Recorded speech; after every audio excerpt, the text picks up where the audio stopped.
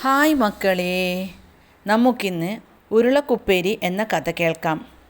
ഒരു ഗ്രാമത്തിൽ ഒരു കർഷകനുണ്ടായിരുന്നു. ബോലാറാം എന്നായിരുന്നു അയാളുടെ പേര്. ഒരു ദിവസം അയാൾ ചന്തയിലേക്ക് ഒരു വണ്ടി വൈക്കോൽ വിൽക്കാനായി കൊണ്ടുപോവുകയായിരുന്നു. വഴിക്ക് വെച്ച് സൂത്രശാലിയായ ഒരു വ്യാപാരി അയാളെ തടഞ്ഞു നിർത്തി. നല്ല വൈക്കോലാണല്ലോ, എന്താ വണ്ടിയുടെ വില?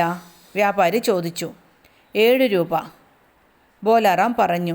ഓ, അത് കൂടുതലാണ്, കുറയുമോ? വ്യാപാരി ചോദിച്ചു. ഇല്ല. ബോലാറാം വണ്ടി മുന്നോട്ട് തെളിക്കാൻ തുടങ്ങിയപ്പോൾ വ്യാപാരി പറഞ്ഞു, വില അല്പം കൂടുതലാണെങ്കിലും ഞാൻ സമ്മതിച്ചു. വണ്ടി എൻ്റെ വീട്ടിലേക്ക് തിരിച്ചോളൂ. ബോലാറാം വ്യാപാരിയുടെ വീട്ടിലേക്ക് വണ്ടി കൊണ്ടുചെന്ന് വൈക്കോലിറക്കി. രൂപ വാങ്ങി മടങ്ങാൻ തുടങ്ങുമ്പോൾ ബോലാറാമിനെ വ്യാപാരി തടഞ്ഞു. അല്ല, വണ്ടി എങ്ങോട്ട് കൊണ്ടുപോകുന്നു? ഞാൻ വില പറഞ്ഞത് ഈ വണ്ടിക്കും ചേർത്താണ്. വ്യാപാരി വട്ടു പറയുകയാണോ എന്ന് ബോലാറാം ഒരു നിമിഷം സംശയിച്ചു. പിന്നീടാണ് സംഗതി കാര്യമാണെന്ന് ബോലാറാമിന് ബോധ്യമായത്.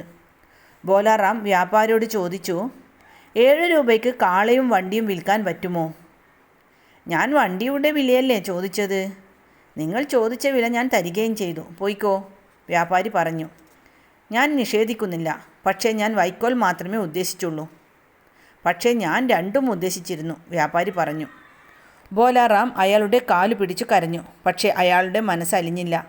എൻ്റെ സമയം മിനക്കെടുത്താതെ വേഗം പോയിക്കോ, വ്യാപാരി അലറി.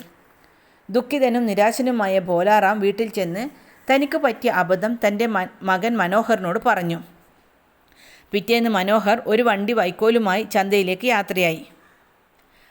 വ്യാപാരി പതിവ് സ്ഥാനത്ത് നിൽക്കുന്നുണ്ടായിരുന്നു. അയാൾ മനോഹറിനോട് ചോദിച്ചു, നല്ല വൈക്കോൽ, എന്താ വണ്ടിയുടെ വില?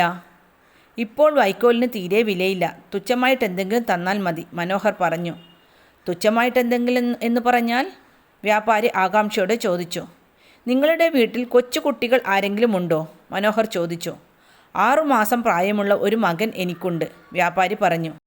എങ്കിൽ അവൻ്റെ കൈ നിറയെ നാണയങ്ങൾ തന്നാൽ മതി, മനോഹർ പറഞ്ഞു. വ്യാപാരിക്ക് തൻ്റെ കാതുകളെ വിശ്വസിക്കാൻ കഴിഞ്ഞില്ല. പറഞ്ഞത് മാറ്റമില്ലല്ലോ, വ്യാപാരി ആവർത്തിച്ചു ചോദിച്ചു. ഇല്ലെന്നേ, മനോഹർ തീർത്തു പറഞ്ഞു. വ്യാപാരിയുടെ സന്തോഷത്തിന് അതിരുണ്ടായിരുന്നില്ല. അയാൾ മനോഹറിനെ വീട്ടിലേക്ക് കൂട്ടിക്കൊണ്ടുപോയി വൈക്കോൽ ഇറക്കി. അതിനുശേഷം തൻ്റെ മകനുമായി വന്നു. നിങ്ങൾ ആവശ്യപ്പെട്ടതുപോലെ ഇതാ കുഞ്ഞിൻ്റെ കൈ നിറയെ നാണയം, വ്യാപാരി പറഞ്ഞു. മനോഹർ കുട്ടിയുടെ അരികെ ചെന്ന് നാണയം നിറച്ചിരുന്ന അവൻ്റെ കയ്യിൽ പിടിച്ചു. അതിനുശേഷം അരയിൽ നിന്ന് മൂർച്ചയുള്ള ഒരു കത്തിയെടുത്തു. ഒരു കൈ നിറയെ നാണയങ്ങൾ തരാം എന്നാണല്ലോ നിങ്ങൾ സമ്മതിച്ചത്? മനോഹർ വ്യാപാരിയെ നോക്കി. അതെ, നേരിയ അസ്വസ്ഥതയോടെ കത്തിയിലേക്ക് നോക്കിക്കൊണ്ട് വ്യാപാരി സമ്മതിച്ചു. എന്നു പറഞ്ഞാൽ നാണയം മാത്രമല്ല, കൈയും അതിൽ പെടും. മനോഹർ വ്യാപാരിയുടെ മകൻ്റെ കൈ മുറിച്ചെടുക്കാൻ പോകുന്നത് പോലെ ഭാവിച്ചു. വ്യാപാരി ഭയന്നുപോയി. അയാൾ കുഞ്ഞിനെ പിടിച്ചു മാറ്റാൻ ശ്രമിച്ചു. പക്ഷേ മനോഹർ വിട്ടില്ല. താൻ എന്ത് വിഡിത്തമാണ് പറയുന്നത്? കൈനിറയെ നാണയങ്ങൾ എന്ന് പറഞ്ഞാൽ അതിൽ കൈയും ഉൾപ്പെടില്ല, വ്യാപാരി ശബ്ദമുയർത്തി. അപ്പോൾ പിന്നെ എങ്ങനെയാണ് ഒരു വണ്ടി വൈക്കോലിൻ്റെ വിലയിൽ വണ്ടിയും കാളയും കൂടി ഉൾപ്പെടുന്നത്? മനോഹർ ചോദിച്ചു. അപ്പോഴാണ് വ്യാപാരിക്ക് താൻ കെണിയിൽപ്പെട്ടിരിക്കുകയാണെന്ന് മനസ്സിലായത്. അയാൾ മനോഹറിൻ്റെ കാലിൽ വീണു. അയ്യോ, ക്ഷമിക്കണേ. ഞാൻ എന്തിനു ക്ഷമിക്കണം? എൻ്റെ അച്ഛൻ നിങ്ങളുടെ മുന്നിൽ കിടന്ന് കരഞ്ഞപ്പോൾ നിങ്ങൾ ആട്ടിപ്പായിക്കുകയല്ലേ ചെയ്തത്. എനിക്ക് ഈ കുട്ടിയുടെ നാണയം നിറഞ്ഞ കൈ കിട്ടിയേ പറ്റൂ. അയ്യോ, അങ്ങനെ പറയരുതേ. ഇതൊഴിച്ച് വേറെ എന്തു വേണമെങ്കിലും ചോദിച്ചോളൂ, ഞാൻ തരാം. വ്യാപാരി വലിയ വായിൽ കരയാൻ തുടങ്ങി. എന്തും തരുമോ? കുട്ടിയുടെ കയ്യിൽ മുറുകെ പിടിച്ചുകൊണ്ട് മനോഹർ ചോദിച്ചു. എന്തും തരാം, വ്യാപാരി സമ്മതിച്ചു. എങ്കിൽ ഒരു 10,000 രൂപ തരൂ. വ്യാപാരി ഇടിവെട്ടേറ്റതുപോലെ നിന്നുപോയി. പക്ഷേ മറ്റു നിവൃത്തിയില്ലാത്തതുകൊണ്ട് അയാൾ പണം എടുത്തു കൊണ്ടുവന്നു. പണം അങ്ങനെ വെറുതെ തന്നാൽ പോരാ, അതു നിങ്ങളുടെ ടർബൻ അഴിച്ച് അതിൽ വെച്ച് എൻ്റെ കാൽക്കൽ വെക്കണം. മനോഹറിൻ്റെ ആവശ്യം കേട്ട് വ്യാപാരിയുടെ കണ്ണു തള്ളിപ്പോയി. രജപുത്രന്മാരെ സംബന്ധിച്ചിടത്തോളം തൻ്റെ ടർബൻ അന്യൻ്റെ പാദങ്ങളിൽ വെക്കുന്നത് അപമാനകരമായ ഒരു കാര്യമായിരുന്നു. പക്ഷേ വേറെ വഴിയില്ലാത്തതുകൊണ്ട് അയാൾക്കത് അനുസരിക്കേണ്ടി വന്നു.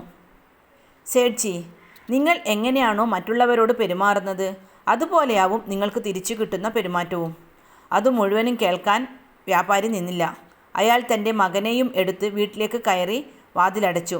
മനോഹർ ടർബൻ നിറയെ പണവും കാളവണ്ടികളുമായി തിരിച്ചു വീട്ടിലേക്ക് പോയി.